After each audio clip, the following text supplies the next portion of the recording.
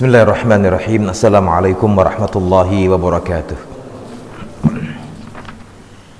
Alhamdulillahirabbil alamin wa bihi nasta'inu ala umurid dunya waddin wassalatu wassalamu ala asyrafil anbiya'i wal mursalin nabiyyina wa habibina Muhammad ibn Abdullah wa ala alihi wa sahbihi wa man sara ala nahjihi wastanna bi sunnatihi ila yaumiddin. Amma ba'd. Ikhwatal imani rahimakumullahu jami'an. Saudariku seiman seakidah jamaah kajian Masjid Al-Burhan Soka Salatiga. Alhamdulillah, tidak pernah bosan kita memuja Allah Rabbil Izzah dengan menjadikan kalimat syukur hamdalah tadi sebagai penghias bibir kita, pembasah lidah kita. Setiap kali di antara kita merasakan mendapatkan begitu banyak karunia ilahi yang tercurah terlimpah kepada kita, nikmat iman, nikmat Islam, nikmat kesehatan, kesempatan dan kekuatan, sehingga dengan izin dan takdirnya pula di pagi menjelang siang berbahagia ini kita bisa kembali bersama-sama melangkahkan kaki kita dengan tetap berusaha mengikhlaskan niat, membulatkan tekad, melanjutkan perjuangan kita untuk thalabul ilmi, menuntut ilmu, teriring dengan harapan dan doa semoga Allah Rabbil Izzah berkenan mencatat langkah kita ke majlis ini, ke masjid ini sebagai amal ibadah yang diterima di sisinya. Semoga pula Allah Azza wa Jal meridai langkah kita, memberkati usia kita, mengampuni dosa kita, memberikan manfaat akan ilmu yang kita pelajari bersama, dan semoga dengan kita belajar Allah berkenan menjadikannya sebagai wasilah sekaligus sarana dimudahkannya langkah kita ke surganya kala amin ya rabbal alamin wa ya mujibas sailin. Ikhwatal imani rahimakumullahu jami'an. Saudariku seiman seakidah, kembali kita melanjutkan pembahasan dari kitab Bahjatun Nadhirin Syarhu Riyadhus Shalihin. Kita masih akan membahas tentang Kitabul Fadail, pembahasan masalah keutamaan amal kita. Kita akan masuki pada subbab yang bernomor 206 yang diangkat oleh penulis Imam Nawawi dengan judul Fadlu Sholati Ad-Duha wa bayanu aqalliha wa aktsariha wa awsatiha wal hassu 'alal muhafadzati 'alaiha. Pada subbab yang bernomor 206 yang diberikan subjudul oleh Imam Nawawi, yaitu Fadlu Sholatid Duha, tentang keutamaan mengerjakan sholat duha, wa bayanu aqalliha wa aktsariha wa awsatiha, dan penjelasan tentang jumlah minimal rakaatnya, jumlah maksimalnya dan pertengahannya, wal hassu 'alal muhafadzati 'alaiha, dan adanya anjuran agar setiap orang di antara kita menjaganya, memeliharanya, dan tidak serta-merta meninggalkan secara totalitas. Tentunya yang perlu kita paham bersama, sholat duha sesuai dengan namanya ad-duha di negara kita sudah jadi bahasa yang baku, waktu duha. Biasanya waktu duha itu dimulai sejak waktu syuruk. Kebiasaan yang kita hadapi di lapangan, syuruk itu adalah saat di mana matahari mulai terbit. Biasanya 1 jam setelah adzan subuh. Biasanya di Indonesia 1 jam setelah adzan subuh. Maka ditunggu minimalnya adalah 1/4 jam sampai dengan 20 menit. Kata para ulama, nantadiru rubu' sa'ah aw sulus sa'ah. Rubu' sa'ah aw sulus sa'ah. Ditunggu waktu syuruk itu sampai terbit matahari, ditunggu sekitar 1/4 jam atau 20 menit sampai matahari setinggi 1 tombak, kida romhin. Dan salat duha itu kata para ulama, mereka sebagian mengatakan pelaksanaannya, sebagai ulama mengatakan adalah ghibban, sesekali dikerjakan, sekali boleh ditinggalkan. Sebagian lagi mengatakan tidak sepatutnya kita meninggalkannya, dilakukan semampu kita. Kemudian yang ketiga adalah batas maksimal sholat duha itu adalah kubail ad-duhur, kata para ulama, berapa saat sebelum duhur, karena berangkat dari waktu terlarang sampai terlarang. Maka ketika waktu duhur adalah ketika matahari di tengah-tengah. maka minimalnya adalah sekitar 10 atau seperempat jam sebelum matahari di tengah-tengah sudah kita hentikan menunaikan sholat duha, ya. Sehingga yang perlu kita fahami adalah memang ada dua pendapat ulama, apakah boleh merutinkan ataukah selang-seling. Sebagian mengatakan boleh merutinkan karena di sini ada kalimat muhafadzah, memelihara dan menjaganya. Sebagian mengatakan antu adda ghibban, artinya ditunaikannya adalah selang-seling.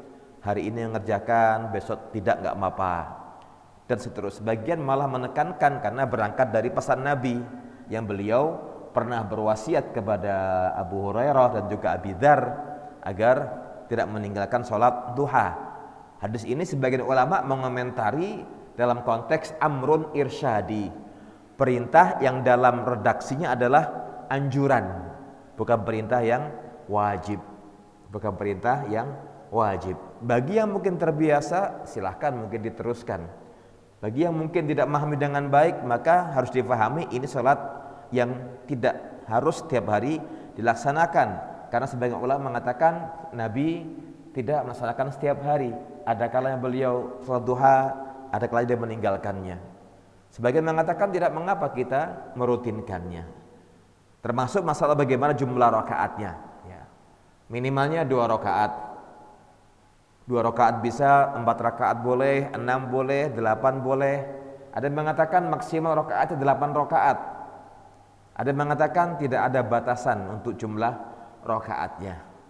Yang menjadi masalah adalah bagaimana kita punya ghirah, punya gairah, punya keinginan dan punya semangat untuk melaksanakannya. Tentu tidak ada satu perintah ataupun perintah ajakan atau mungkin semacam bentuk anjuran dan juga arahan dari Nabi, melainkan amal tersebut sudah pasti memiliki keutamaan, sudah mesti memiliki fadilah dan berpahala. Dan Nabi selalu memberikan contoh kepada kita dan selalu memberikan yang termudah kepada umatnya. Karena Aisyah pernah mengatakan tidaklah Nabi kita Muhammad SAW disuruh memilih satu antara 2 pilihan, melainkan yang selalu beliau pilih yang termudah selama tidak mengandung unsur dosa. Baiklah, kita akan masuki hadis yang bernomor 1139. An Abi Hurairah radhiyallahu anhu qala awsani khalili sallallahu alaihi wasallam bisiyami 3 ayyamin min kulli syahrin wa rak'atay dhuha wa an utira qabla an arquda. Muttafaqun alaih. Hadis dari jalur sahabat Nabi yaitu Abu Hurairah yang semoga Allah meridhoinya radhiyallahu anhu, qala, dia berkata, ausani khalili, berwasiat kepadaku dan telah mewasiatkan kepadaku khalili, kekasihku. Kalimat kekasih di sini bukan berarti kekasih kayak orang, maaf, mungkin saling berbagi kasih dengan lawan jenis, bukan.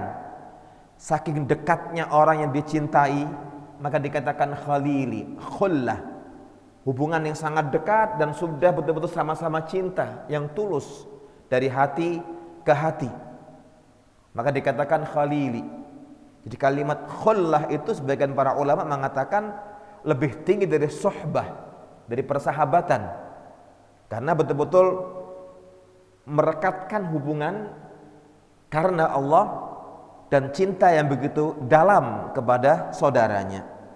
Ini yang memang berat, ya. Sehingga kata Abu Hurairah, ausani khalili, mewasiatkan kepadaku, telah berwasiat kepadaku, telah berpesan kepadaku kekasihku yaitu Rasulullah sallallahu alaihi wasallam. Apa yang beliau wasiatkan kepada Abu Hurairah?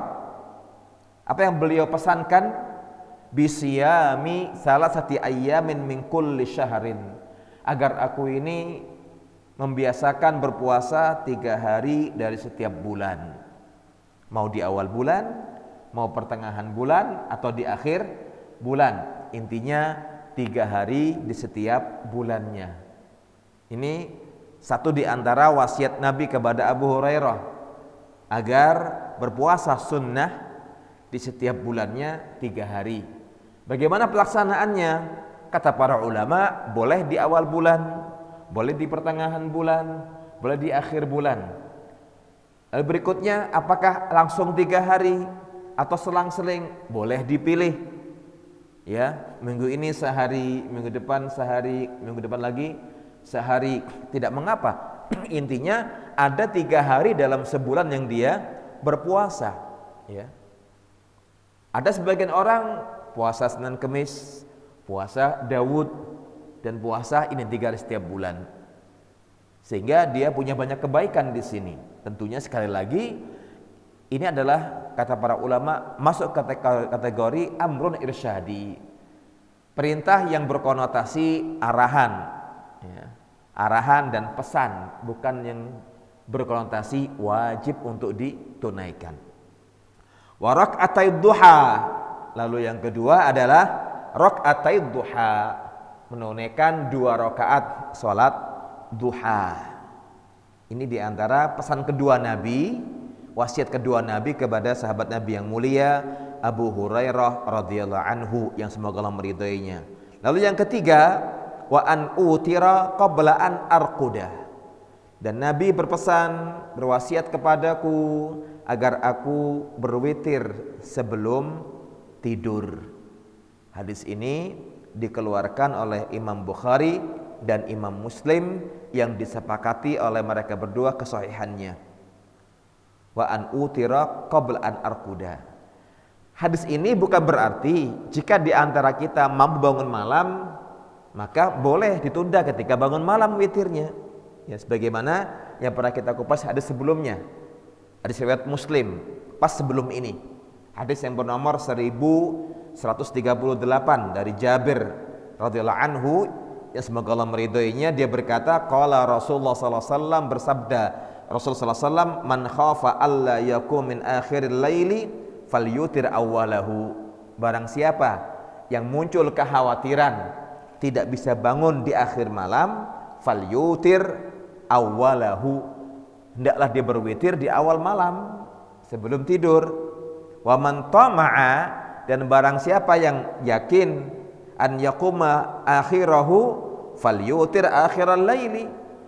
Tapi jika di antara kita secara logikanya terbiasa bangun tengah malam, maka utamakan dia witir di tengah malam, bangun di tengah malam sampai menjelang sahur.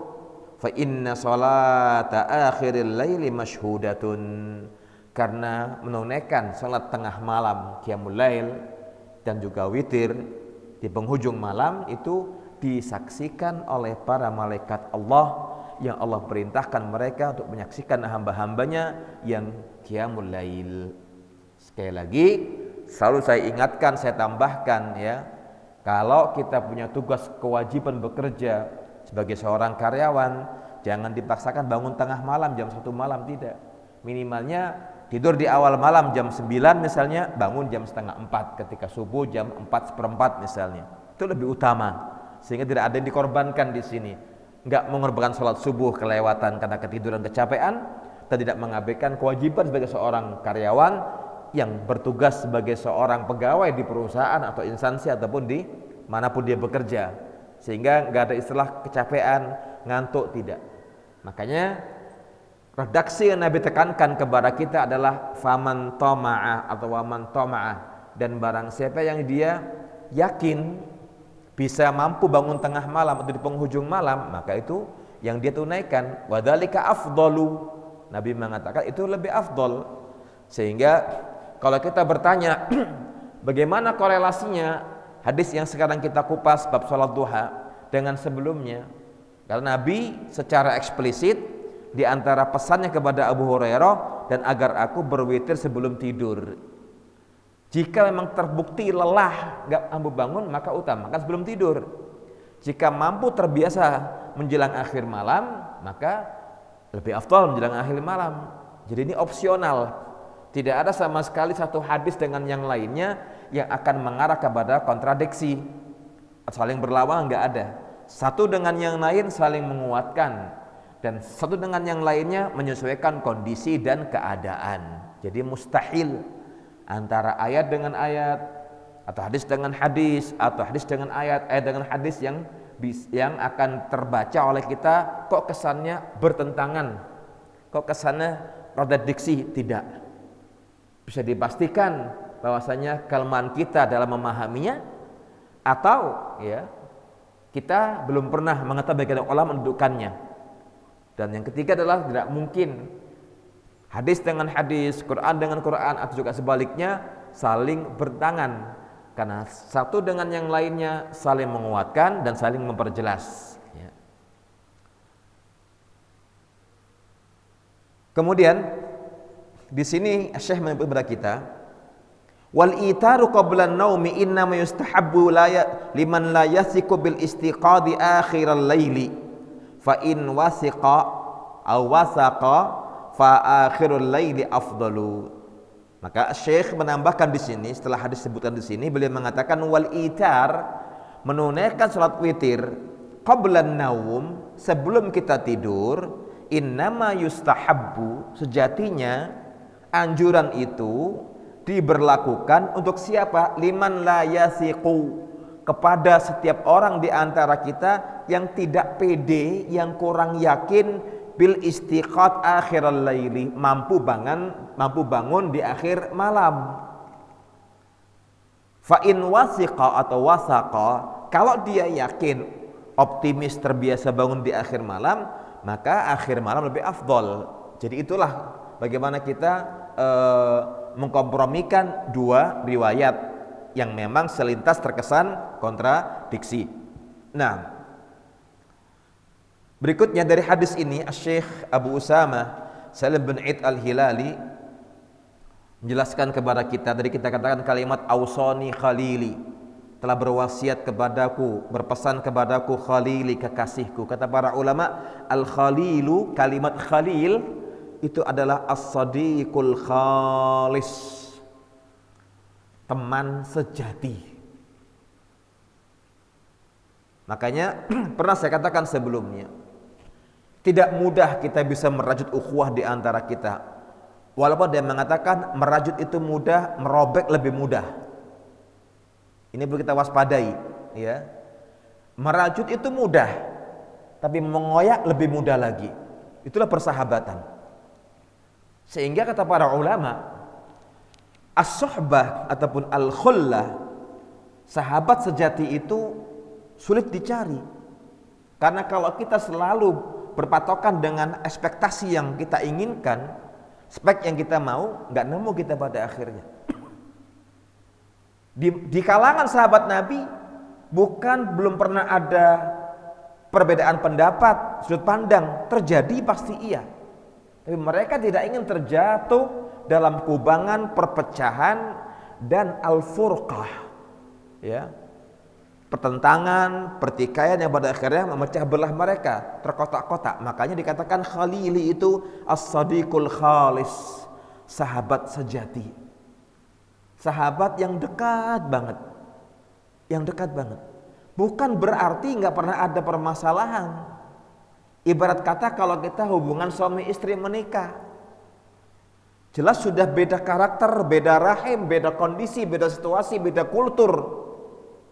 Ya, sampai kata orang Jawa iki wis gawan lahir, bawaan lahir. Justru kita paling bisa belajar ketika memahami konteks sebuah hubungan suami istri. Jelas beda jenis kelaminnya, beda bentuk tubuhnya, beda orang tuanya, beda rahimnya, beda habitatnya, beda kebiasaannya, dan beda karakternya, dan beda sikap dan perlakuannya. Makanya dalam istilah bangsa Arab itu kata-kata khalil itu jarang, karena sahabat dekat as-sadiqul khalis, as-sadiqul khalis, teman khalis. Kalau secara harfiah kalimat khalis itu murni, ya, pure, ya. Kan kita kalau beli madu VIP aneh gitu kan ya, madu murni. Asli khalis, teman sejati. Teman sejati itu bukan seorang teman yang nggak pernah berbeda pendapat dengan kita. Pernah pasti. Pernah mungkin dengan kita berselisih paham pasti. Tapi teman sejati itu tidak mudah untuk melepaskan hubungan dengan saudaranya hanya gara-gara hal yang sepele. Semua yang perlu kita pahami adalah muara dari itu semua bagaimana kita membekali diri dengan ilmu.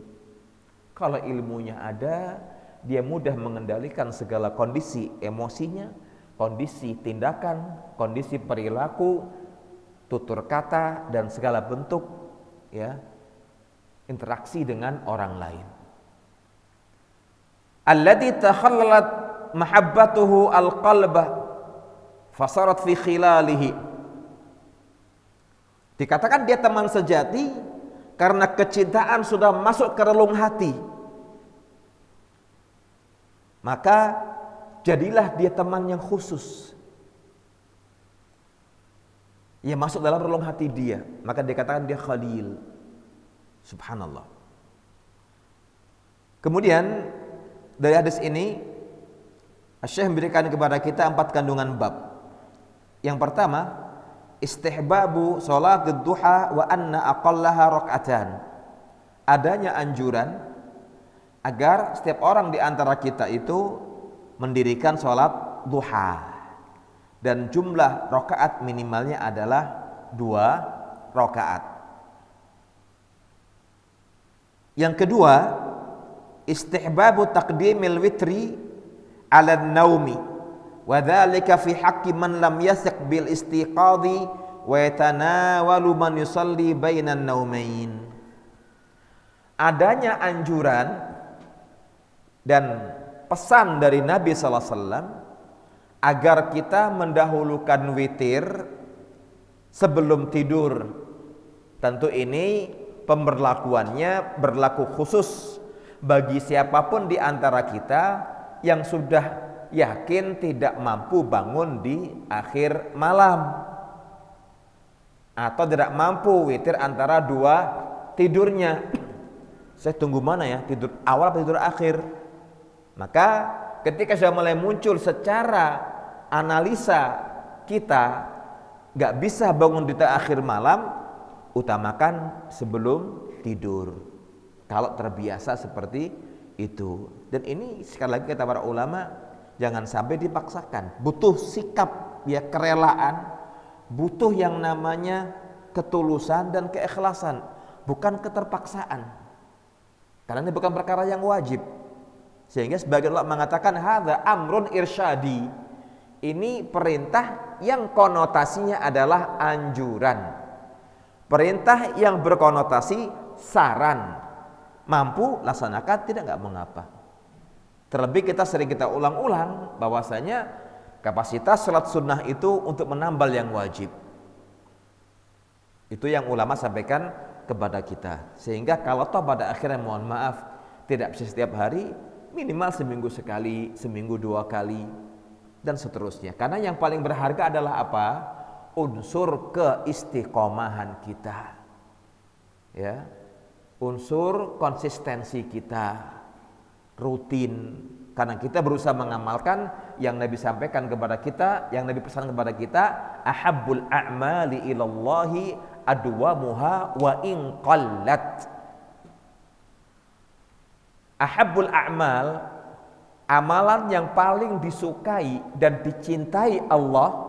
Lihat itu, Nabi berikan sebuah stressing. Ahabbul a'mali, amalan-amalan yang paling dicintai Allah. Kalau ada sekian puluh amalan yang kita kerjakan, maka Nabi memberikan stressing penekanan. Ahabbul a'mal, amalan yang paling Allah sukai, yang paling Allah cintai adalah adwamuha, amalan yang rutin dilakukan seorang hamba, bahkan nyaris jarang ditinggalkan. Wa in qallat, walaupun sedikit. Jadi yang kita harus garis bawahi, kita garis atasi, kita lingkari, kita pegangi adalah bukan masalah kuantitinya, Tapi kualitasnya, rutin enggak kita itu? Dan jangan kemerungsung, kalau biasa ngerjakan sekian puluh, baru bisa ngerjakan sekian butir, kita nesu, kita nyeselnya kayak orang habis bangkrut, kebakaran rumah habis. Tidak. Yang berharga itu kita adalah punya amal yang diandalkan, walaupun cuma satu dalam sehari. Dan nggak perlu ngomong ke orang, nggak perlu kita wara-wara ke orang, nggak perlu. Sehingga kita katakan ada amalan adwamuha yang dia mendawamkannya, dia merutinkannya, dia menjaga dalam rutinitas keseharian dia. Wa in qallat, walaupun itu sedikit. Ya. Contoh misalnya, kita sehari ingin baca Quran misal 2 lembar, enggak apa-apa, teruskan. Itu lebih afdol. Karena tidak jarang di antara kita baca Quran, jangankan sehari 2 lembar, seminggu 2 lembar sudah untung. Ada orang seperti itu. Karena ada orang, bahasa kita, bahasa orang kampung saya mengatakan rasa-rasan gitu ya. Apa orang kita bilang Indonesia bilangnya apa? Males-malesan. Ya. Moodnya itu enggak bagus. Ini yang enggak bagus. Tapi kalau Anda sehari hanya baca 2 lembar, tapi setiap hari dibaca, itu lebih afdol. Atau ada orang 5 waktu baca selembar Quran, itu bagus lagi. Itu yang kita pahami bersama. Artinya bagaimana kita menempatkan diri kita, menempa diri, mengarahkan diri, mengasah diri, mendidik diri kita dalam kondisi al-mudawamah. Merutinkan, melanggengkan, membiasakan. Wa in qallat, walaupun sedikit. Makanya bicara salat duha ini minimal berapa rakaat? 2. Anda mampu, Anda mempertahankan, lebih utama. Teruskan. Karena ini yang paling berharga, ini yang paling utama. Bukan kita bicara karena masalah kuantiti, jumlahnya. Bukan ke arah kuantitas, tapi kualitasnya. Karena Allah Rabbil Izzah sudah mengingatkan kita, sudah mengarahkan kita, sudah memberi kita sebuah patokan dengan mengatakan, alladzi khalaqal mauta wal hayata liyabluwakum ayyukum ahsanu amala. Dialah Allah yang menciptakan, yang mematikan kalian dan menghidupkan kalian. Ayat kedua Al-Mulk. Alladzi khalaqal mauta, dialah Allah Rabb kita yang mematikan dan yang menghidupkan. Liyabluwakum, untuk menguji kalian siapakah di antara kalian yang terbaik amalannya, bukan terbanyak. Bukan terbanyak. Bukan banyak lelah terus mutung, tidak. Baik sedikit tapi dia rutin menunaikannya. Tapi dia mampu mempertahankannya, dia mampu memeliharanya. Kemudian yang berikutnya kata Syekh, yustahabbu tamrinun nafsi ala jinsi salati wassiyam liyadkhula fil wajibi minhuma bin syirahin waliyanjabira ma la'allahu yaqa'u fihi min naqsin. Adanya anjuran, adanya saran untuk apa? Tamrinun nafs, melatih diri. Melatih diri. Ibarat kata, kita kalau mau olahraga selalu mengawali dengan stretching, warming up, pemanasan. Lawang kita mau olahraga aja, pemanasan stabil, orang mau bela diri minimal setengah jam tuh melenturkan ototnya. Karena fatal, gerakannya ekstrim. Kita mau senam aja berusaha stretchingnya atau mungkin pemanasannya, warming up-nya berbeda-beda antara usia muda, ya remaja, muda, dewasa, orang tua, lansia. Semua mengukur diri. Nah, dalam hal amal ibadah sekalipun juga Nabi mencontohkan kepada kita, ternyata ada pesan tersirat dari sekian wasiat beliau kepada para sahabatnya ketika mengamalkan sholat sunnah, mengamalkan puasa sunnah, ya, mengamalkan witir dan lain sebagainya. Itu ada pesan tersirat. Apa kata para ulama? Tamrin an-nafs. Yustahabbu, adanya anjuran agar kita melatih diri kita. Karena kita butuh latihan. Ala jinsi sholati wassiyam, untuk membiasakan diri suka mendirikan sholat sunnah, melakukan puasa sunnah. Supaya apa? Ketika nanti masuk ke perkara yang wajib, sudah terbiasa. Ketika sebelum Ramadan, Aisyah mengatakan Nabi belum pernah berpuasa lebih banyak selain Ramadan di bulan Sya'ban. Contohnya itu. Walaupun kita katakan nggak harus full, nggak harus 25 hari, enggak. Diusahakan ada selang-seling kita yang mengisi dengan puasa untuk melatih tamrin, ya, tadrib, melatih diri.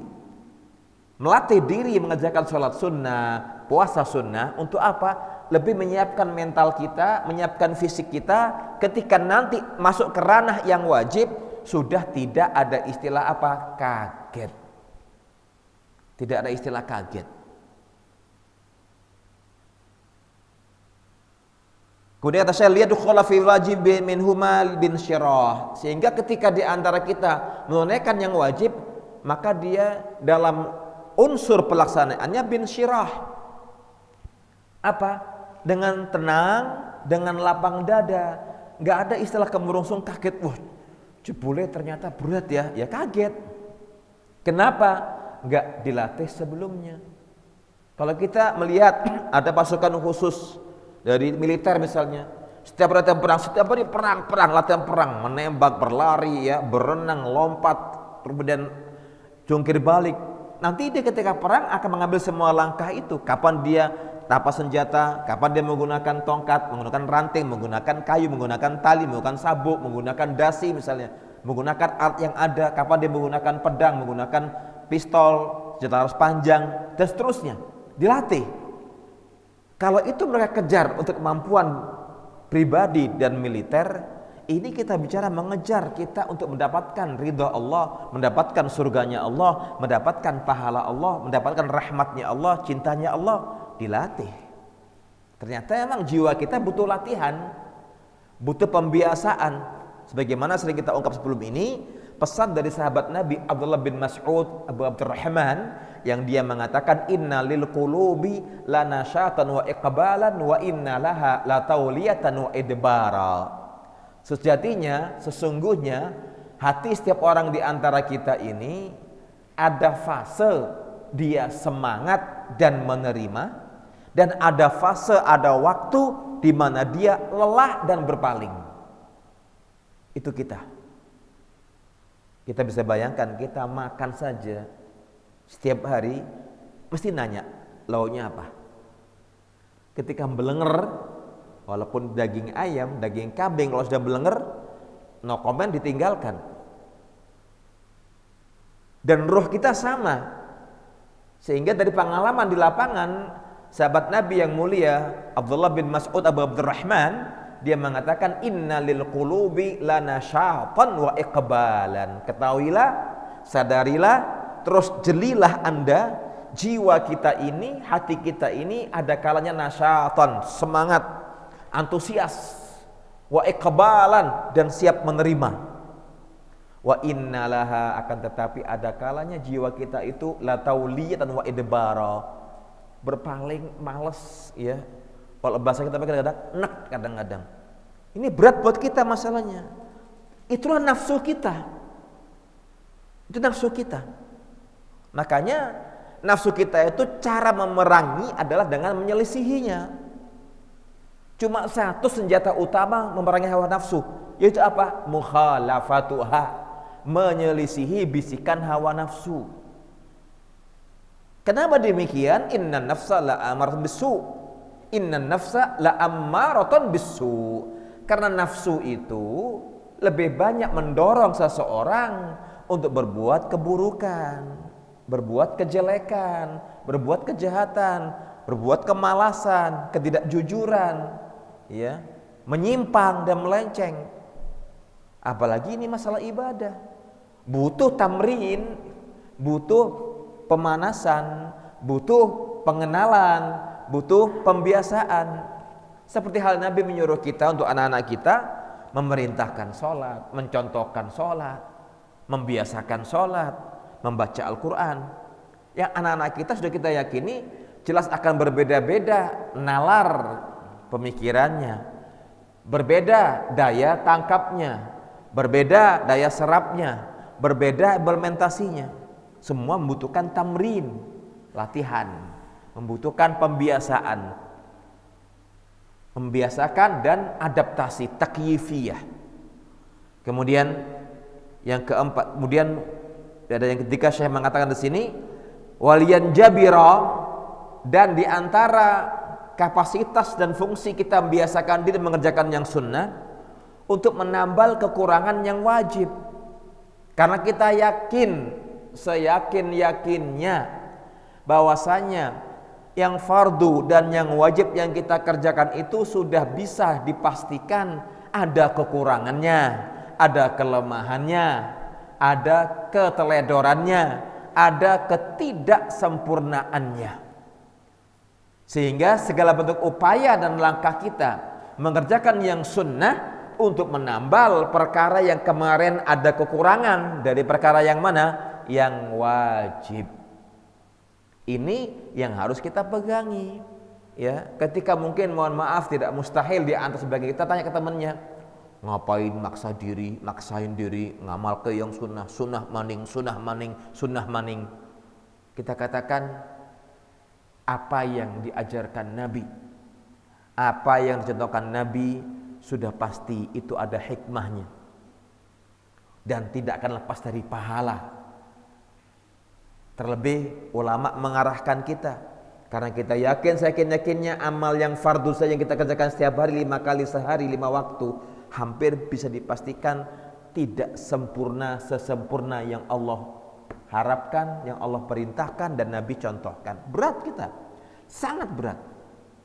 Bisakah kita menganggap subuh, duhur, asar, maghrib, isya semua semangat mengerjakannya? Berat. Ngantuk, lapar, sakit, pekerjaan, ya, permasalahan, konflik, sehingga semua ada imbasnya, ada dampaknya, ada taksirnya, ada pengaruhnya. Sehingga kalau di antara kita mungkin maaf sambil bercanda, oh kan yang penting Pak Ustadz, yang fardu dulu disempurnakan. Oh iya jelas, yang fardu yang kita sempurnakan jelas. Tapi yang bisa meyakini fardu yang Anda sekarang kerjakan sempurna dengan sesempurnanya siapa yang tahu? Allah yang maha tahu. Kita nggak bisa bohongin Allah. Nah sehingga kita ini jelas punya nuksan, punya kekurangan, punya celah, punya cacat, punya aib. Sehingga sudah Allah siapkan lewat lisan Nabi-Nya Muhammad SAW agar umatnya ini juga menghidupkan yang sunnah, menambal dengan yang sunnah.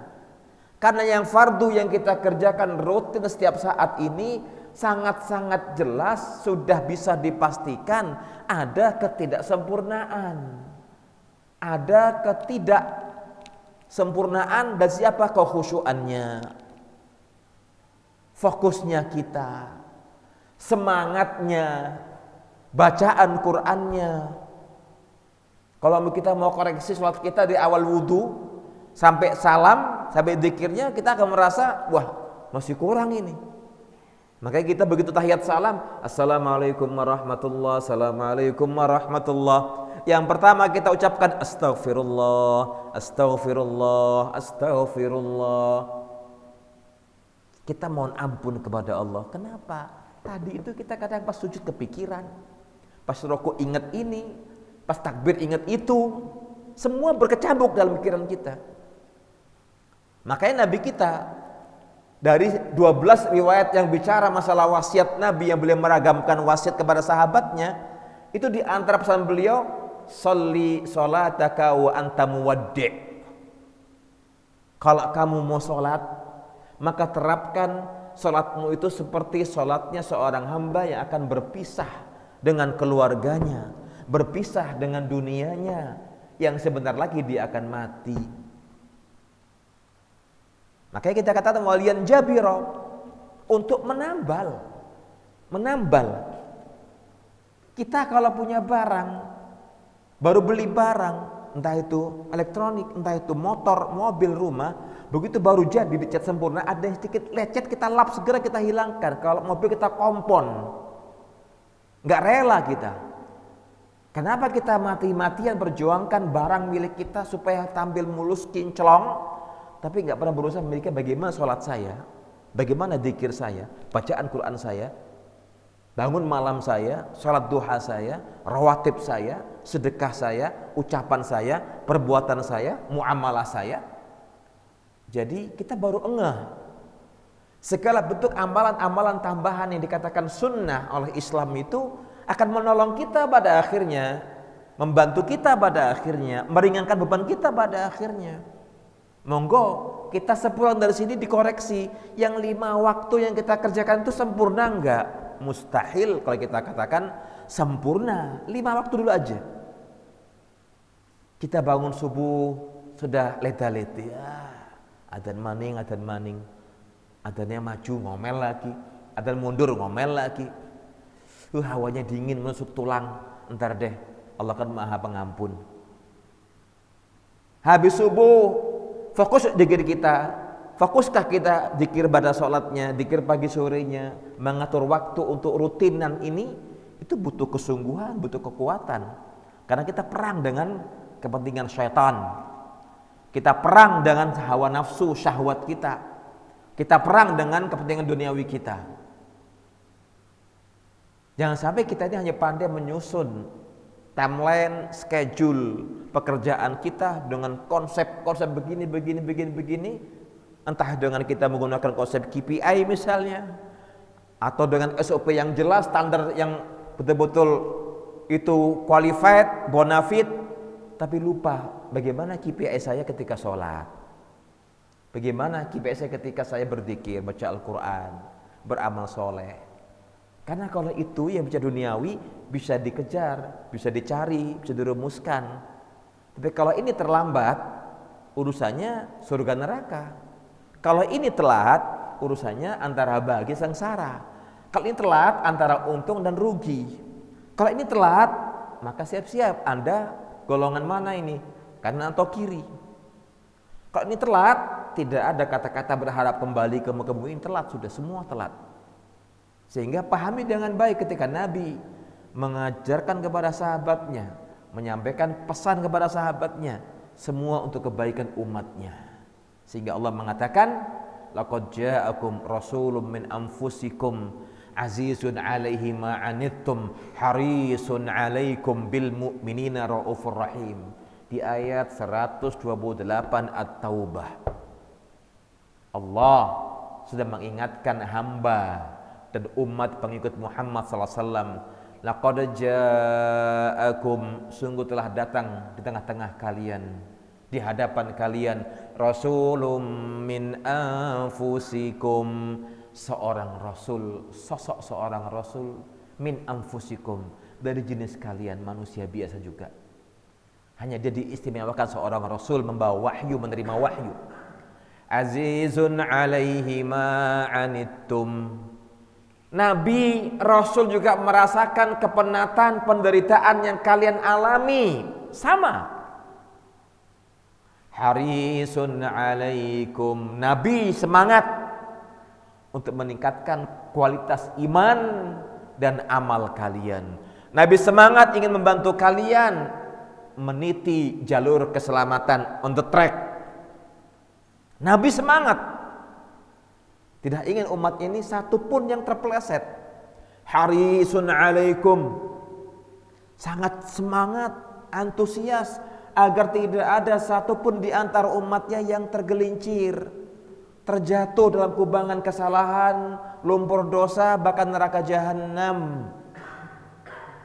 Kata para ulama, demi Allah, ucapan yang pertama diucapkan Nabi ketika diizinkan oleh Allah dipanggil di maqam mahmud, di bawah arasy-Nya Allah, ketika Nabi bersujud, Allah mengatakan, ya Muhammad, irfa' ra'saka wasal tu'ta washfa' tushaffa'. Muhammad, angkat kepalamu, mintalah permintaanmu, pasti dikabulkan oleh Allah. Washfa', mintalah syafaat, kebaikan untuk umatmu, tushaffa', niscaya Allah akan kabulkan syafaatmu.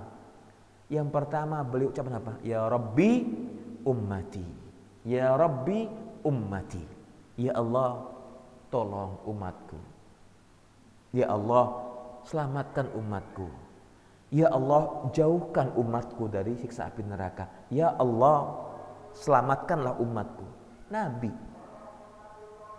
Makanya kan sering kita ulang-ulang bahwasanya Allah justru mengatakan kepada kita, Nabi kita harisun alaikum, sangat bersemangat, harisun alaikum, sangat bersemangat untuk memperbaiki dan mengajarkan keimanan kepada kalian dan amal soleh. Bil mu'minina raufur rahim, kepada orang-orang mukmin, terhadap orang-orang yang beriman, pria dan wanita, raufur rahim, sangat lembut, sangat santun dan sangat sayang. Sangat sayang. Subhanallah. Lalu yang keempat, khairul wasiyati lil ashabi hiya al-iltizamu bit ta'ati wa ma ya'udu 'alaihim bin naf'i fid dunya wal akhirah. Mensikapi kandungan bab yang tadi Nabi sampaikan kepada kita, yaitu pesan beliau kepada Abu Hurairah, puasa 3 hari sebulan, kemudian sholat duha, witir sebelum tidur, itu memberikan kesan kepada kita menangkap sinyal sebaik-baik wasiat, sebaik-baik saran dan nasihat yang kita sampaikan kepada para sahabat, teman dekat, relasi kita, saudara kita, kerabat kita, keluarga kita, apa itu? Hiyal iltizamu bitta'ah, untuk selalu konsisten, komitmen dengan mengerjakan seluruh amal ketaatan. Makanya kalau orang bertanya, wasiat apa yang bisa memberi saya manfaat? Ketaatan. Bersabarlah engkau di jalur ketaatan. Kuatkan dirimu di jalur ketaatan. Teguhkan hatimu untuk terus konsisten di atas ketaatan. Karena ini berat dan ini besar pahalanya. Coba simak, kita sering dengar khutbah Jumat dari khatib. Ayat ketika dibaca setelah Ali, surat apa yang pada dibaca? Ali Imran 02, An-Nisa ayat pertama dan 70, Al-Ahzab. Apa kalau sedikit dikatakan Allah situ?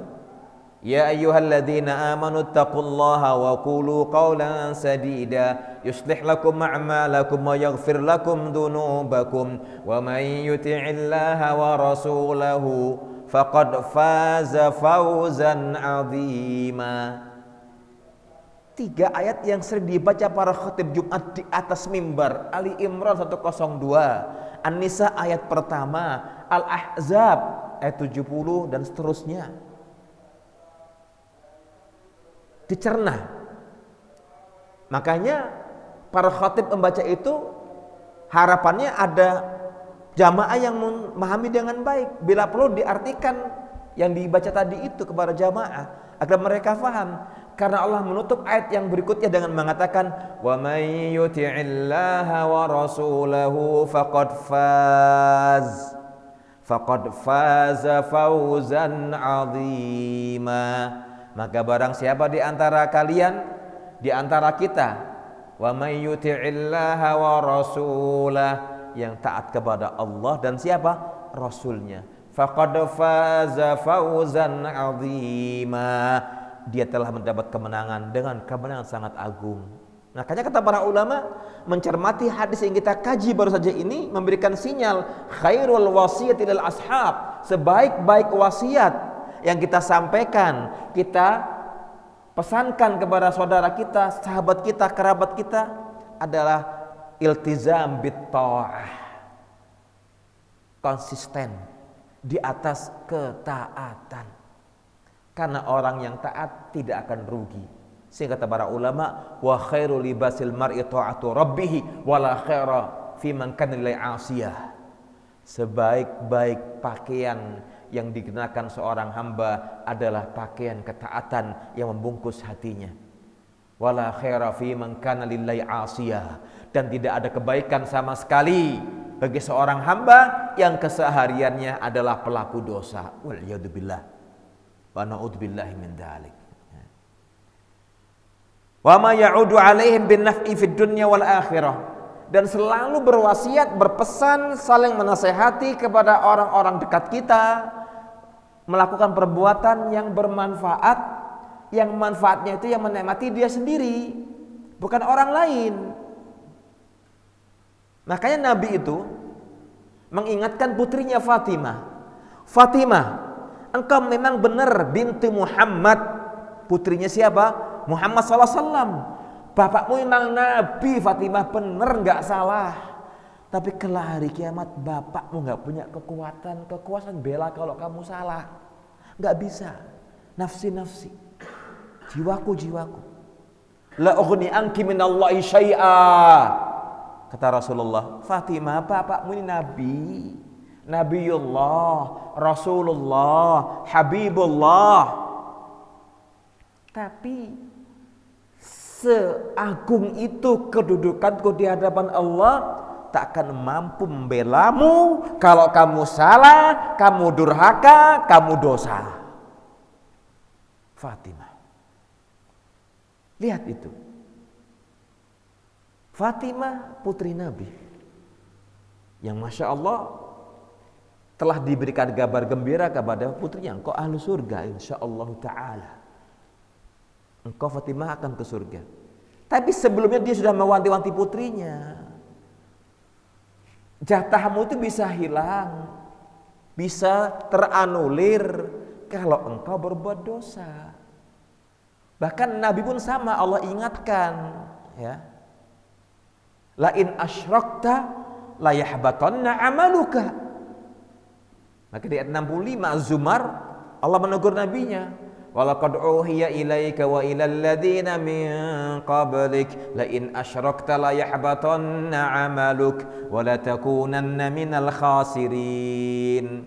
Walaqad uhiya ilaika, dan sungguh telah diwahyukan kepadamu, diperintahkan kepadamu, dipesankan kepadamu, diwasiatkan kepadamu wahai Muhammad sallallahu alaihi wasallam, wa ilal ladzina min qablik, dan kepada para nabi, para rasul sebelummu, la in asyrakta, jika sekali engkau berbuat syirik kepada Allah dan belum bertobat, masih melekat dalam dirimu kesyirikan, engkau belum bertobat sampai matimu, la yahbatanna amaluk, akan gugur dan sirna pahala amalmu, hilang.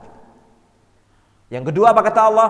Wa la takunanna minal khasirin, engkau akan menjadi bagian dari golongan orang-orang yang merugi fid dunya wal akhirah. Makanya di poin keempat Syekh mengatakan kepada kita, wasiat terbaik, pesan terindah, wanti-wanti terbaik untuk kita, untuk sahabat kita, keluarga dan kerabat kita adalah iltizam bit ta'ah. Konsisten di atas ketaatan, di atas rel ketaatan, dan melakukan perbuatan yang itu memberikan manfaat untuk pelakunya fid dunya wal akhirah. Memberikan manfaat untuk pelakunya fid dunya wal akhirah. Kita kembali mereview, merefresh memori kita, hafalan kita. Ingat ketika Allah di ayat ke-7 Al-Isra, Allah mengingatkan kita, in ahsantum ahsantum li anfusikum wa in asatum falaha. Jadi kata para ulama, melakukan perbuatan kebaikan, kebajikan yang bermanfaat dan memberikan manfaat untuk pribadi pelakunya fid dunya wal akhirah. Sehingga Allah di ayat ke-7 Al-Isra mengingatkan kita, ya, in ahsantum ahsantum li anfusikum, apabila kalian detik ini, saat ini, hari ini berbuat kebajikan, berbuat ihsan, berbuat hal yang mengandung kemanfaatan, ahsantum li anfusikum, sejatinya kalian sedang berbuat baik kepada siapa? Diri sendiri.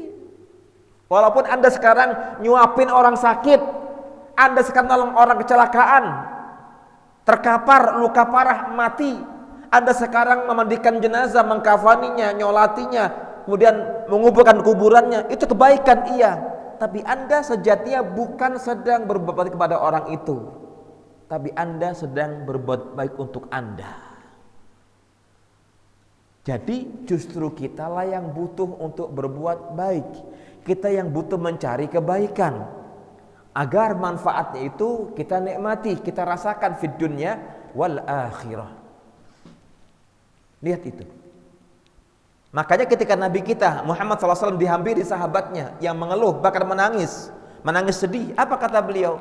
Ketika Nabi dihampiri sahabatnya, Rasulullah, saya setiap kali kalau kangen denganmu, saya menuju rumahmu atau menuju tempat engkau bermajlis, melepas rinduku kepadamu.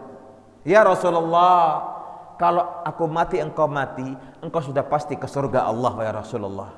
Dan kalau aku mati, Allah izinkan aku ke surga, masih ada satu kekhawatiranku, kata sahabat ini. Apa itu? Tidak diizinkan berjumpa denganmu dan melihatmu di surga Allah. Nabi terdiam, nggak nemu jawaban kata itu. Karena Nabi tidak pernah memberikan jawaban kecuali menunggu wahyu Allah. Ketika sahabat yang mulia ini menangis sedih, Nabi diam, belum nemu jawabannya. Allah turunkan jawabannya, ayat Al-Quran An-Nisa ayat 69. Wa may yuti'illaha war rasul fa ulaika ma'al ladzina an'ama Allahu 'alaihim minan nabiyyin was-siddiqin wasyuhada'a was-salihin. Baru plong. Kan Nabi gak pernah menjawab dari hawa nafsunya, nunggu wahyu Allah. Nabi terdiam. Ya Rasulullah, kalau toh Allah izinkan aku ke surganya, masuk surga Allah, tersisa satu kekhawatiran, satu permintaan, satu hal yang buatku mengganjal. Kalau Allah tidak mengizinkanku untuk berjumpa denganmu di surganya. Allah hibur, turunkan ayat 69 An-Nisa, wa may yuti'illaha war rasul. Barang siapa yang taat kepada Allah dan Rasulnya, faulaika, maka mereka orang yang taat kepada Allah dan Rasulnya, ma'alladzina an'amallahu 'alaihim, Allah akan kumpulkan ke dalam golongan orang-orang yang Allah beri mereka kenikmatan. Bersama siapa? Minan nabiyyin, kalangan para nabi, di kalangan para nabi, was-siddiqin, orang yang jujur, wasyuhada'i was-salihin, bersama orang yang mati syahid dan orang-orang yang saleh. Karena kata kuncinya wa may yuti'illaha war rasul, orang yang taat kepada Allah dan Rasulnya. Ini yang menyemangati kita, ini yang mensupport kita agar kita nggak futur, nggak mudah lemah, nggak mudah putus asa. Allah tahu kok bagaimana kelemahan kita. Allah Maha tahu pasti. Sehingga Allah berikan kita formula-formula baku di banyak ayatnya dan juga Rasulullah di banyak hadisnya. Tinggal kita yang pilih, kita pilih yang mana coba? Mau milih yang manfaat atau madarat? Selesai urusan kita sekarang begini. Karenanya kata para ulama, jangan sampai tertipu dengan kelemahan jiwa kita, bisikan syaitan dan hawa nafsu kita. Semua itu yang tahu siapa kita. Balil insanu ala nafsihi basirah. Karena setiap orang di antara kita lebih tahu siapa dirinya. Saksi untuk diri sendiri itu kita yang tahu.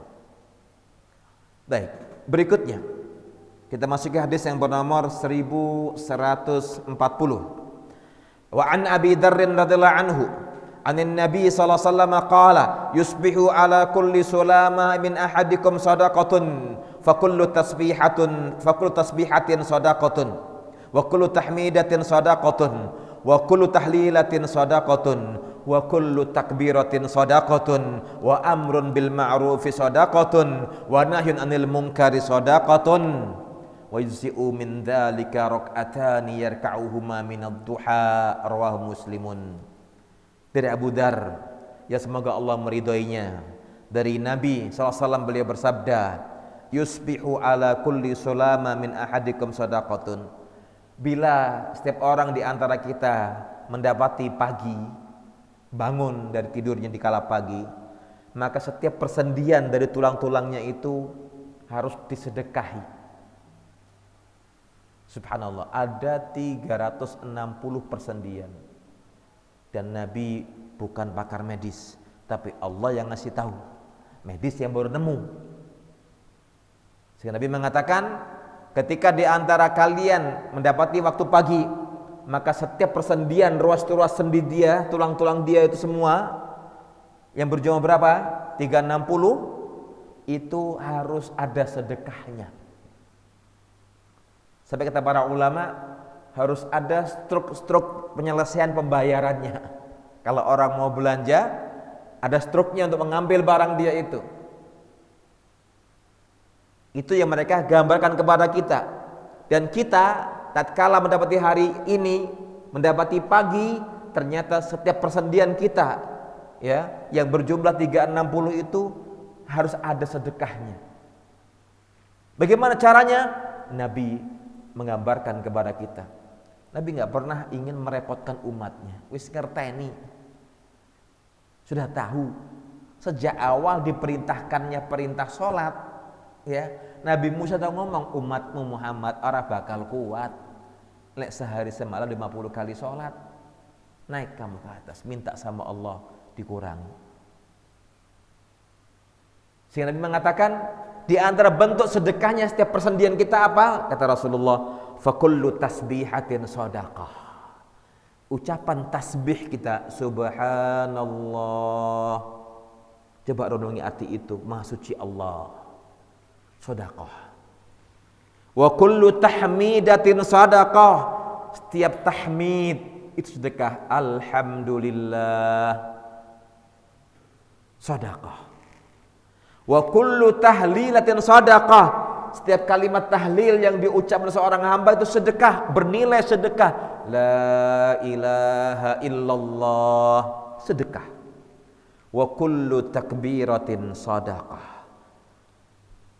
Tasbih sedekah, tahmid sedekah, tahlil sedekah, takbir juga sedekah. Allahu akbar. Jadi subhanallah, walhamdulillah, wala ilaha illallah, wallahu akbar, itu semua bernilai sedekah. Wa amrun bil ma'rufi shadaqah. Memerintahkan kepada yang baik itu sedekah. Jadi kita nggak usah bingung kalau nggak punya uang bersedekah. Ini loh Nabi kasih kita jalan keluarnya. Nggak usah bingung. Jangan sampai kita selalu bahasa kita dihantui rasa takut, saya punya apa ya? Saya punya apa ya? Enggak boleh. Anda punya segala-galanya. Allah kasih Anda lisan untuk berucap, manfaatkan lisanmu, lidahmu. Bertasbih, bertahmid, bertahlil, bertakbir, beristighfar, membaca Al-Quran, kalimat thayyibah, saling menasehati, saling berwasiat, terus itu dilakukan. Enggak boleh bingung nyari sedekah. Semua bernilai sedekah. Mengajak orang kepada yang ma'ruf, memerintahkan yang ma'ruf, sedekah. Wa nahyun 'anil munkari sedekah, dan mencegah orang dari kemungkaran sedekah. Afan akhi, afan ukhti, ini enggak boleh, ini haram, ini dosa, ini melanggar syariat, ini tidak sesuai dengan yang Nabi ajarkan. Itu mencegah. Afan akhi, afan ukhti, jangan dipukul, jangan dibales. Itu mencegah dari kemungkaran. Karena di antara bentuk kita menolong pelaku kedoliman, engkau tahan keinginannya, engkau tahan gerakan fisiknya agar tidak meneruskan. Di antara bentuk kita menolong orang yang berbuat zalim, tahan, cegah. Kemudian Nabi mengatakan, wa yajzi'u an dzalika rak'atani yarka'uhuma minadh duha.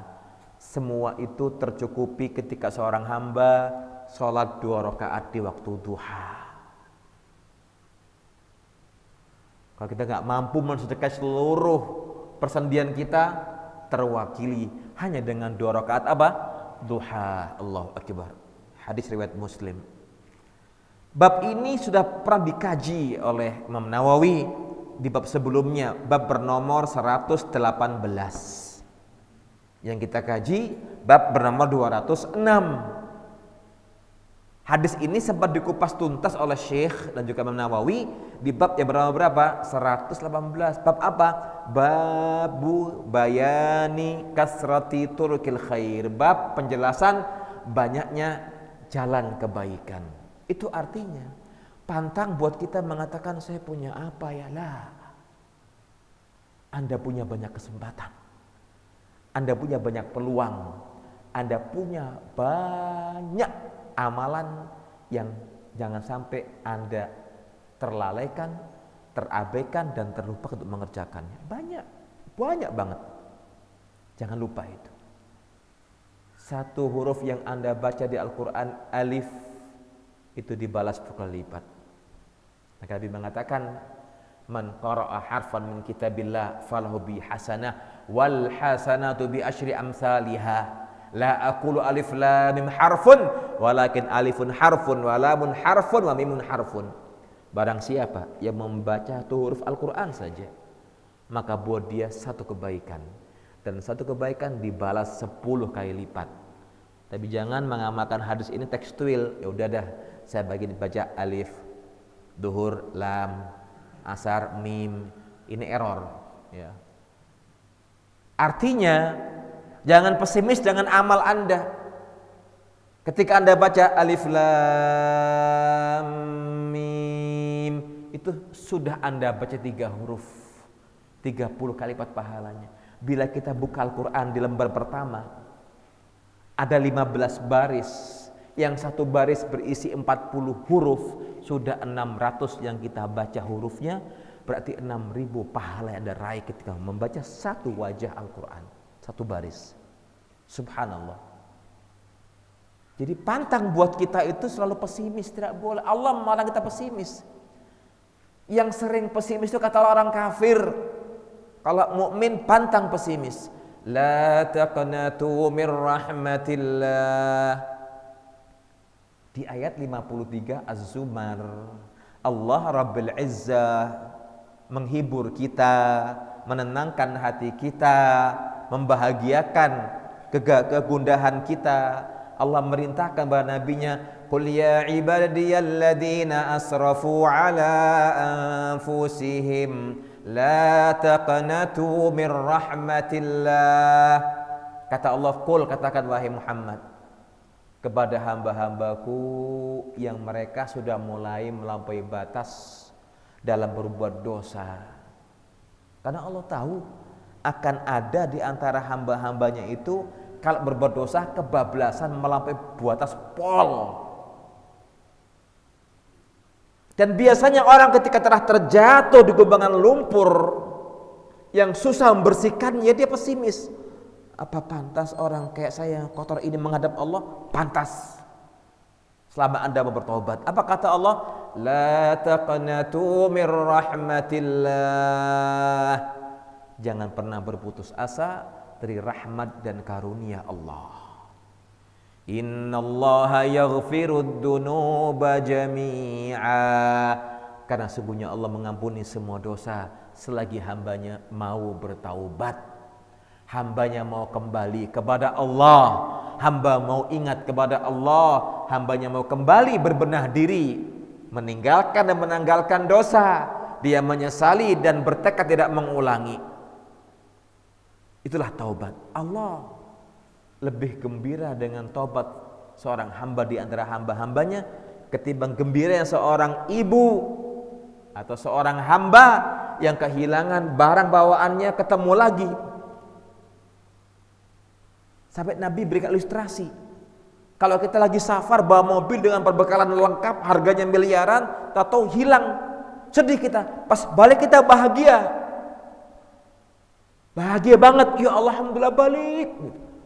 Itu Allah lebih bahagia ketimbang hambanya ketika Allah melihat di antara hambanya mau bertaubat kepada Allah. Jadi pantang buat kita pesimis dengan karunia Allah dan rahmat Allah Rabbil Izzah. Karena Allah masih beri kita peluang, kesempatan, maka raihlah itu. Raihlah itu yang namanya kesempatan. Berikutnya, hadis yang berikutnya bernomor 1141. Wa an Aisyah radhiyallahu anha qalat kana Rasulullah sallallahu alaihi wasallam yusalli duha arba'an wa yazidu ma syaa Allah, rawahu Muslim. Hadis yang dikeluarkan oleh Imam Muslim dari Aisyah, yang semoga Allah meridhoinya, dia berkata, Rasulullah sallallahu alaihi wasallam salat duha 4 rakaat. Wa yazidu masya Allah, dan dia menambahkan sesuai kehendaknya. Ini yang memberikan sinyal kepada sebagian ulama yang mengatakan jumlah rakaat duha tidak ada batasannya. minimalnya 2 rakaat. Walaupun sebagian kecil ulama mengatakan 8 rakaat. Sebagian masyayikh, sebagian ulama mengatakan tidak ada batasan, semampu kita dan sekuat kita. Dari hadis ini, Syekh mengatakan kepada kita satu kandungan bab, yajuzu an yusalliyal muslimu salatul duha 4 rakaat. Diperbolehkan bagi seorang muslim ketika ingin sholat duha enggak hanya 2 rakaat, 4 rakaat juga boleh. Artinya 2 rakaat salam, 2 rakaat salam. Hadis yang terakhir yang bernomor 1142,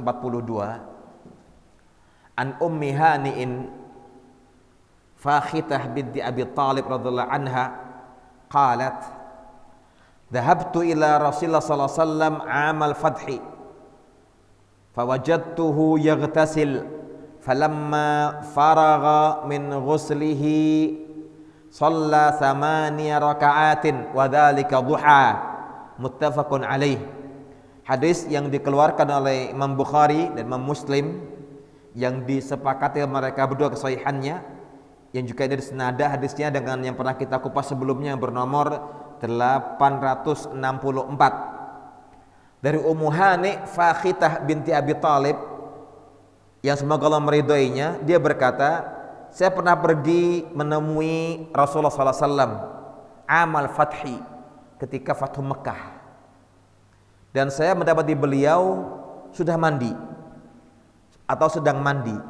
Ketika dia selesai mandi, dia sholat 8 rakaat, itulah duha.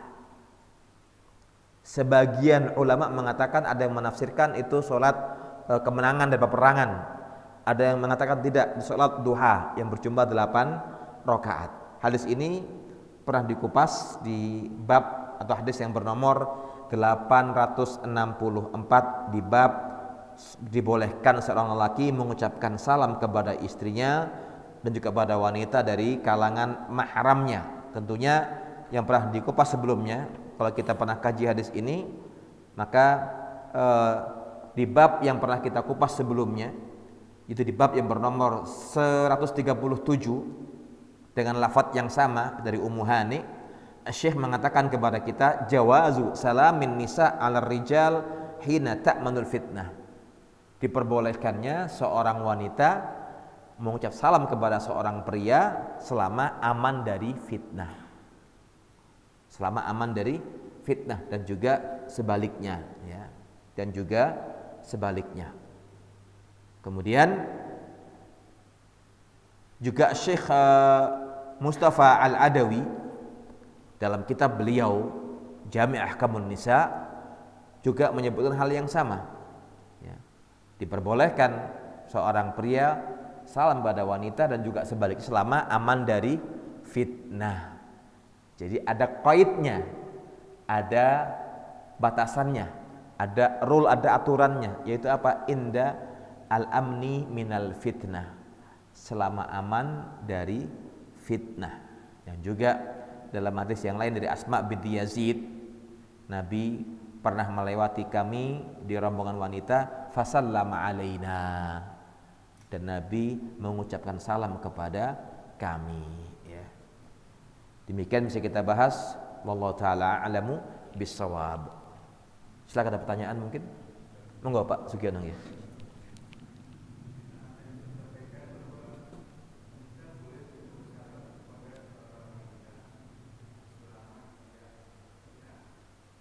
Selama? Ya.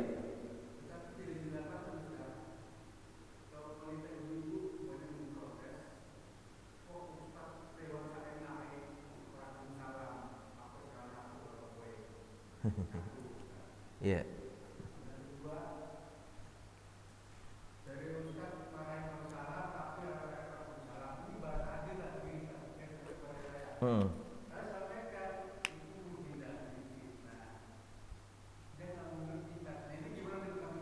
Iya. Baik, terkait dengan bagaimana Nabi mengucap salam kepada kaum wanita, ulama sering memberi kita penjelasan. Awalnya mereka mengomentari boleh secara umum salam, tapi para ulama memberikan qaid, aman dari fitnah. Nah, fitnah itu kondisi yang merubah tadinya tenang jadi goncang. Kondisi tadinya adem jadinya puyeng orang, kok itu fitnah. Timbul kasus yang nggak nyaman. Ustadz Fulan sekarang gaul misalnya, nyalami saya. Dan saya udah mbah-mbah loh 60 tahun disapa. Assalamualaikum, waalaikumsalam Ustadz misalnya. Maka ini perlu kita bahas ya. Bila di kampung kita terbiasa saling sapa, ya lanjutkan. Yang jadi masalah adalah ketika ada kaidah dengan mengatakan al-adatu muhakkamah. Kebiasaan itu bisa menjadi barometer sebuah hukum selama tidak menimbulkan masalah. Misal kampung saya misalnya, saling sapa biasa Bapak Ibu dan sebaliknya, ya lanjutkan assalamualaikum, boleh-boleh saja. Ya. Selama tidak menimbulkan fitnah. Dan ibu-ibu seperti itu jelaskan, oh ternyata ibu mau ya, oh iya nggak apa-apa Ustaz, insya Allah aman. Ya sudah silahkan dihidupkan lagi salam itu. Jadi yang perlu jadi masalah muara adalah saling memahamkan. Tapi juga ibu-ibu yang belum disalami jangan terus tersinggung. Aku memang patung apa orang disalami? Apa saya nafsu sama dia? Saya nggak nafsu kok. Saya lebih cantik misalnya. Ya bukan itu masalahnya. Karena nggak semua hati seorang pria bagi seorang ustadz tuh dia mudah untuk istiqomah, kadang berat. Mungkin nggak sama ibunya, sama anaknya jangan-jangan kan gitu. Salam sama ibu fulan supaya diambil mantu anaknya. Buat istri kedua misalnya atau ketiga. Kadang-kadang timbul banyak permasalahan. Tumben salam sama saya, ada maunya ini. Ya, itu repot akhirnya. Ini dikatakan fitnah. Tapi bila telah sampaikan di majelis bahwasanya selama aman dari fitnah, nggak ada ahli tafsir dadakan, ya lakukan. Yang jadi masalah masing-masing menempatkan diri jadi ahli tafsir, menafsirkan setiap keadaan, setiap sikap, perbuatan. Ini berbahaya buat kita. Makanya Ibnu Katsir ketika menyebut ayat di ayat ke-12 Al-Hujurat itu menukil ungkapan Umar bin Khattab ketika Allah mengatakan, ya ayyuhalladzina amanu ijtanibu katsiran minadh-dhann, wahai orang-orang yang beriman, jauhilah oleh kalian sikap banyak berburuk sangka. Inna ba'dadh-dhanni itsmun, karena sebagian sikap berburuk sangka itu dosa. Jadi ibu-ibu enggak boleh suudzon misalnya gitu. Nah, Ibnu Katsir menukil omongan Umar bin Khattab yang dia mengatakan wala tadhunnanna bi kalimatin kharajat min akhikal mu'mini illa khaira wa anta tajidulaha fil khairi mahmala. Kata Umar, jangan pernah kau menafsirkan, memiliki praduga terhadap sikap dan ucapan saudaramu kecuali bisa menafsirkan, memahami dengan pemahaman yang baik. Artinya apa? Bila engkau sekarang memiliki dua penafsiran berseberangan, ada kalanya jelek, ada kalanya baik, ambil yang baiknya dong, kan gitu. Selama ada pintu untuk menafsirkan, mensikapi dengan penafsiran yang baik, why not? Kenapa tidak? Itu kita ambil. Memang yang sering kita dapati, para muslimin dan muslimat sekitar kita memang butuh diedukasi mestinya, diajarkan, diingatkan. Makanya saya katakan juga ulama sepakat sebagai mereka mengatakan bila di sebuah kampung tradisi biasa saling menyapa, nggak ada masalah apa-apa, ya lanjutkan. Karena juga Nabi nyalami anak-anak, nyalami remaja, nyalami pemuda, juga ibu-ibu disalami. Wah itu kan Nabi Ustaz. Itu bukan khusus untuk beliau. Beliau ingin juga mengajari kita tidak masalah ketika saling mengucapkan salam selama idza aminal fitnah. Yang tahu ini fitnah dan bukannya kita. Makanya Syekh Mustafa Adawi dalam kitab Jami' Ahkamun Nisa itu memberikan patokan tadi itu inda al-amni minal fitnah. Ketika sudah jelas Anda aman, nggak jatuh ke zona fitnah, maka lakukan. Nggak masalah gitu kan. Apalagi terus muncul banyak penafsiran. Maka pertama untuk kaum hawa misalnya, ibu-ibu masalahnya yang sepuh mohon maaf, agar tidak memberikan penafsiran yang berbeda-beda. Barangkali terkadang begini, sebagian ustadz menunggu ibu nyalami dia, kadang gitu. Assalamualaikum ustadz, oh dia paham, oh ibu ini ya. Maka dia ketika lewat akan nyalami, walaupun itu cara yang salah terkadang. Artinya Nabi bilang sama kita, orang yang paling utama di antara kalian yang memulai mengucapkan salam. Maka kita kata ini ada hukum umum, ada hukum khusus. Jadi likulli maqamin maqal, setiap kondisi itu ada perkara yang menyesuaikannya. Jadi tidak kebiah uyah, nggak dipukul rata ya, nggak boleh. Maka itu membahayakan. Ketika jelas situasi yang tidak mendukung, tidak baik, ya kita tunda dulu. Dan mereka yang menemui perkara ini jangan terburu-buru menafsirkan dengan tafsir gaya dia, tapi tabayun dulu.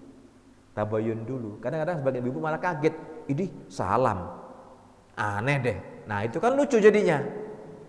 Ada lagi, wah pelit gak salam sama saya Ustadz, emang saya juga gak nafsu sama Ustadz, saya udah tua, udah mau nipus soalnya. Bukan masalah tua mau nipus, mungkin maaf menggunakan cadar, tidak ada seperti itu, gak ada sama sekali. Ini masalah muamalah. Maka kita katakan kembali kepada uruf orang situ, bagaimana kebiasaannya. Oh biasa saling sapa kok Ustadz, ya sudah lakukan yang sudah terbiasa. Bila nggak biasa jangan dilakukan. Maka sebagian negara itu mereka menahan diri karena takut fitnah, masalahnya takut fitnah, sehingga patokan yang sering ulama garis bawahi, mereka berikan stressing adalah indal abni minal fitnah, ketika dirasa sudah ada aman dari fitnah dan tuduhan yang macam-macam ya. Wallahu a'lam bishawab. Monggo Pak Murni.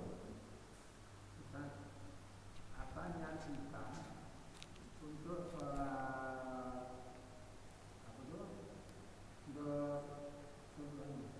apa yang kita untuk sholat duha? Karena itu ada dua niat kan, niat sholat duha sama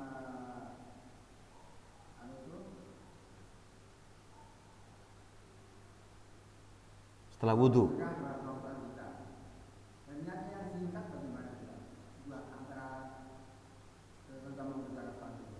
Sholat duha dengan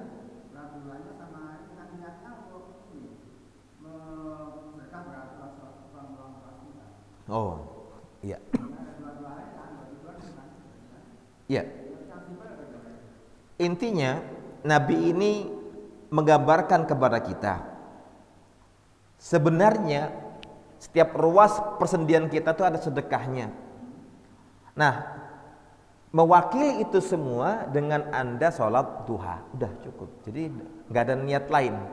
Bukan kita niatnya saya untuk mengganti sedekah, tidak. Artinya sholat duha itu 2 rakaat yang kita kerjakan dengan niat duha dalam hati kita sudah mewakili sedekah-sedekah tadi itu. Ketika tak mampu kita bersedekah, maka yang terwakili adalah dengan sholat duha 2 rakaat. Nabi tidak membahas yang lainnya. Artinya ketidakmampuan kita berbuat hal yang tadi itu sudah terhapus, terwakili dengan melaksanakan sholat sunnah duha minimal 2 rakaat. Yang kita niatkan adalah sholat duha, bukan yang lainnya. Dan itu sudah menjadi pelebur pengganti ketidakmampuan kita bersedekah. Sudah otomatis. Nabi yang mengatakan wajzi'u min dzalika, dan semua itu dicukupkan, terwakili dengan kita menunaikan sholat duha. Jadi gantinya tasbih, gantinya tahlil, tahmid. Karena ketika kita sholat, takbirnya ada, tasbihnya ada, tahmidnya ada, semua ada lengkap. Karena itu gerakan-gerakan bacaan sholat. Itulah indahnya Islam. Artinya celah-celah pintu kebaikan dalam Islam itu banyak. Jadi kita ketika belum bisa ini, lakukan yang ini. Belum bisa ini, lakukan yang ini. Makanya kata para ulama, orang yang diam itu jauh lebih banyak keselamatannya ketimbang yang banyak ngomong. Sehingga banyak ulama yang milih banyak diam, takut salah ngomong masalahnya. Walaupun kita katakan orang ketika bicara boleh bicara silahkan, tapi berpikirlah sebelum Anda berbicara. Karena kata para ulama tidak jarang ulama itu yang mereka diam lebih banyak selamatnya ketimbang banyak ngomong. Ada orang yang dia mengambil jalur ini. Artinya dalam Islam itu kita harus membaca pemetaan diri kita. Saya lebih aman di mana ini? Yang mampu kita kerjakan apa? Apakah baca Al-Quran tiap hari 5 kali misalnya? Apakah sholat duha, sholat tahajud, sholat setelah wudhu, sunnah rawatib, atau beristighfar, atau berselawat Nabi? Itu banyak pilihan opsional. Sehingga kita katakan ada yang Nabi sampaikan kepada kita yang bisa mewakili tahmid, takbir, tahlil, dan juga tasbih itu adalah sholat duha 2 rakaat. Gantinya itu. Tapi nggak perlu diniatkan, ya Allah niatku menggantikan tadi, ya nggak perlu. Artinya sudah secara otomatis berlaku itu ganti yang mencukupi perbuatan kita ketika belum bisa bertahmid, bertasbih, bertahlil dan bertakbir. Karena dalam sholat semuanya ada takbirnya, ada tahmidnya, ada tasbihnya dan juga takbirnya. Bolehkah Ustaz, aku saran tambahin ya Allah cuma satu lagi kita Tidak perlu. Tidak perlu. Tidak perlu. Karena kita nggak usah pesan, nggak perlu pesan sama yang khusus. Contoh, Nabi pernah bilang sama kita gini. Janganlah di antara kalian berdoa dan ya'tadi fi du'aihi, dan melampaui batas dalam doanya. Contoh gini, ya Allah saya minta istana gedung putih di surgamu, itu melampaui batas. Pesan khusus. Itu dalam konteks Nabi bilang sama kita, jika di antara kalian berdoa maka janganlah melampaui batas. Contoh dia request, ya Allah aku pesan rumah gedung putih di surgamu, nggak boleh. Maka seluruh amal yang kita kerjakan kita hanya berdoa kepada Allah, Rabbana taqabbal minna innaka antas samiul alim wa tub alaina innaka antat tawwabur rahim. Jadi itu kita kerjakan karena yang tahu Allah Subhanahu wa taala. Yang tahu bagaimana kualitas ibadah kita hanya Allah Rabbul Izzah. Selebihnya kita mengatakan Rabbana taqabbal minna innaka antas samiul alim wa tub alaina innaka antat tawwabur rahim. Wallahu a'lam bishawab. Yang lain? Ya, moga Pak Didin. Salat duha. Ya. Ya.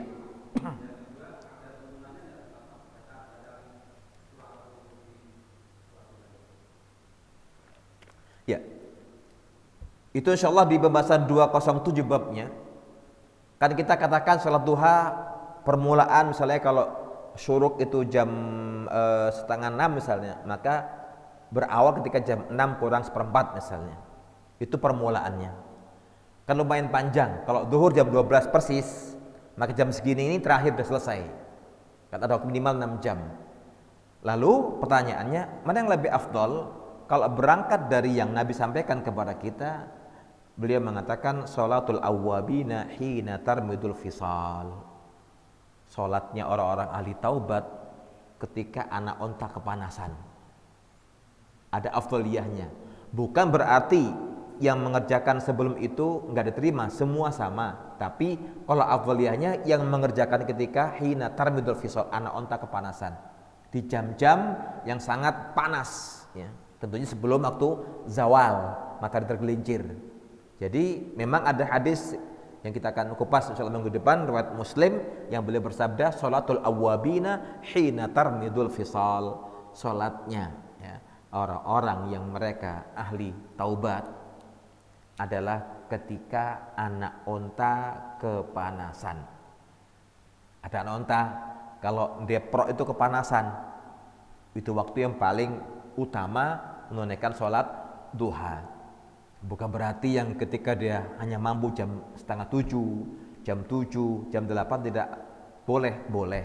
Tapi kalau mampu mengambil yang afdal maka menjelang panas ketika anak onta sudah mulai kepanasan. Ya. Jadi kapan paling teriknya matahari itu? Maka itu yang kita ambil jam 10 misalnya atau 10:30 misalnya. Yang jadi masalah kita ingat gak itu? Jadi kadang-kadang kita itu gak istiqomah. Yang penting ketika mampu ambil yang afdal, lakukan. Ketika ada kendala, ambil yang waktu awal, pertengahan sampai kepada yang afdalnya. Semua itu opsional. Hanya memang ada Nabi katakan kepada kita yang paling afdal ketika anak onta kepanasan. Yang kedua, adakah bacaan khusus dan ayat khusus sejauh yang para ulama ahlul hadis dan para ulama ahli fikih sampaikan kepada kita? Tidak disebutkan dari sahabat Nabi atau istri beliau dan Nabi sendiri yang mengkhususkan untuk membaca surat khusus dan doa-doa khusus. Yang penting niat di hati kita sholat duha bacaan suratnya kembali kepada hukum asal yang Allah perintahkan kepada kita di surat Al-Muzammil ayat ke-20, faqra'u ma tayassara minal Qur'an. Bacalah oleh kalian yang lebih mudah, yang sudah kalian hafal dengan mudah ketika menunaikan sholat, jangan dipaksa-paksakan. Sehingga dari kajian para ulama, baik ulama ahli hadis atau ulama ahli fikih, belum sampai kepada kami sebuah riwayat yang mengkhususkan bacaan yang dibaca surat ini, terus doanya ini. Jadi itu yang sampai kepada kami dari para ulama dan guru-guru kami. Tidak ada surat khusus, tidak ada bacaan khusus. Yang penting kita meniatkan sholat duha, dan doa yang kita lantunkan, yang kita mohonkan dipanjatkan sesuai dengan kebutuhan. Sesuai dengan kebutuhan. Apa yang kita butuhkan, minta sama Allah Rabbul Izzah. Sebagaimana sahabat Nabi yang mulia Ibnu Mas'ud ketika dia salat malam itu, dia mengatakan demikian, ya Allah, Engkau yang telah menjanjikan kepada hamba-Mu, Engkau turun di sepertiga malam terakhir, Engkau yang mengatakan, ya Allah, siapa yang minta akan kuberikan, siapa yang doa aku kabulkan, ya Allah, hadad du'a wa minkal ijabah. Ya Allah, inilah lantunan doaku, Engkaulah zat yang mampu memberikan ijabah dan jawabannya. Itu Ibnu Mas'ud. Artinya memang Umar bin Khattab juga mengatakan demikian. Yang menjadi ambisi saya itu tidak harus selalu dikabulkan doa saya. Yang menjadi ambisi saya adalah apa? Allah ilhamkan kepadaku untuk selalu banyak berdoa. Karena jarang orang gemar berdoa. Biasanya mohon maaf di antara kita mulai rajin berdoa ketika ada masalah. Baru kelingan, ya masih mending memang iya, tapi kan disayangkan kadang-kadang setengah protes kalau mintanya itu. Nah ini yang akhirnya pada akhirnya merusak kita, merusak keimanan kita. Maka kata para ulama, sejauh yang kita kaji, wallahu a'lam bishawab, tidak ada surat khusus yang dibaca ketika sholat duha, dan tidak ada doa khusus yang dimintakan ketika sholat duha. Semuanya kembali kepada hukum asalnya. Silakan baca yang dihafal seperti apa, dan lantunan doa dan permintaan kita sesuai dengan kebutuhan dan hajat kita. Yang berikut tambahannya, jangan sampai kita sholat duha dengan niat rezekinya lancar, seolah ini kita akhirnya maksa Allah. Mudah-mudahan warungnya lancar, mudah naik gaji lah, nanti dapat THR gaji ke-17 misalnya. Enggak, terlalu hina kita, ya. Terlalu hina. Kalau sholat niatnya dapat duit, itu keliru. Sholatlah Anda, karena Allah akan dekat kepada hamba-hambanya. Ketika kita beribadah kepada Allah, berharap kebaikan dunia akhirat, itu kata kuncinya, ya, itu kata kuncinya. Karena selama nyawa masih di raga, rezeki pasti Allah akan berikan kepada hambanya. Sehingga Ibnu Qayyim al-Jauziyah dalam kitabnya Al-Fawaid, dia mengatakan, fokuskan pikiranmu, ya, untuk mengerjakan yang Allah perintahkan. Jangan engkau fokuskan memikirkan yang sudah Allah jaminkan. Lihat, kata dia, farriq, ya, fokuskan pikiranmu untuk melakukan yang Allah perintahkan. Fala tasghalhu bima dhumina laka. Jangan kau sibukkan pikiranmu dengan perkara yang sudah dijamin oleh Allah untukmu. Rezeki kita itu sudah dijamin, sudah ditakar. Jadi enggak usah bingung. Tinggal sekarang kewajiban kita mendekatkan diri kepada Allah. Yang saya atau para ulama khawatirkan, rajin sholat duha tapi yang fardu keteteran. Apalagi muncul sebagian, maaf mungkin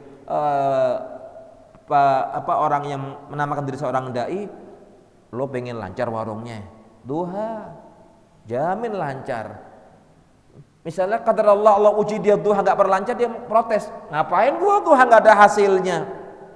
Padahal yakini orang yang taat kepada Allah tidak akan dirugikan oleh Allah, dan rizkinya Allah gak harus berupa nominal rupiah.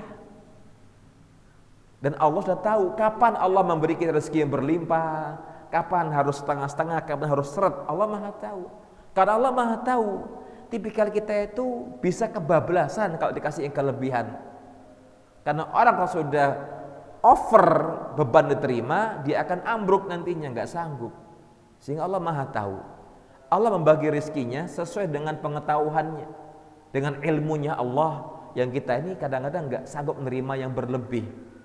Makanya kita pun jangan sampai mengatakan, ya udahlah, nggak usah duha, nggak usah tahajud, yang penting selesai sholat, udah. Tidak, tapi semua kita seimbangkan. Semua kita seimbangkan. Sehingga Ibnu Qayyim mengatakan, jangan kau fokuskan pikiranmu untuk berpikir kepada perkara yang sudah dijaminkan untukmu. Sebelum kita lahir sudah dituliskan tentang rizkinya, dan tidak akan kita meninggal dunia kecuali telah Allah sempurnakan rizkinya kepada hamba itu. Jadi kita meninggal dunia sudah tiba ajalnya, sehingga Allah mengatakan kepada kita, wa ma kana li nafsin an tamuta illa bi idznillah kitaban muajjala. Tidak ada seorang di antara kita yang meninggal dunia kecuali sudah dituliskan dalam kitab di Lauhil Mahfuz, sudah tiba ajalnya. Sakit matinya karena apa? Sakit apa? Sudah tiba ajalnya. Makanya kata para ulama, sebabnya bermacam-macam, tapi kematian tetap satu.